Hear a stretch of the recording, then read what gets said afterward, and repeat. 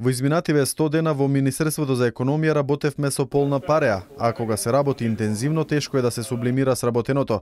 Овие 100 дена ни беа исполнети со многу работа, но и со голема верба и сигурност дека работите кои ги започнавме ќе ги довршиме во интерес на подобра економија, развој и просперитет на Македонија. Со овие зборови министерот за економија Валјон Сарачини ја започна презентацијата на сработеното во првите 100 дена од формирањето на новата влада.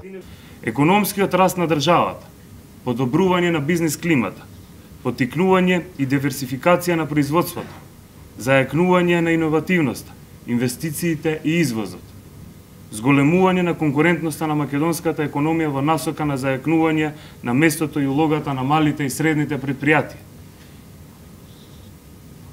намалување на енергетската зависност на Република Македонија од увоз на енергенси се само дел од нашите приоритети.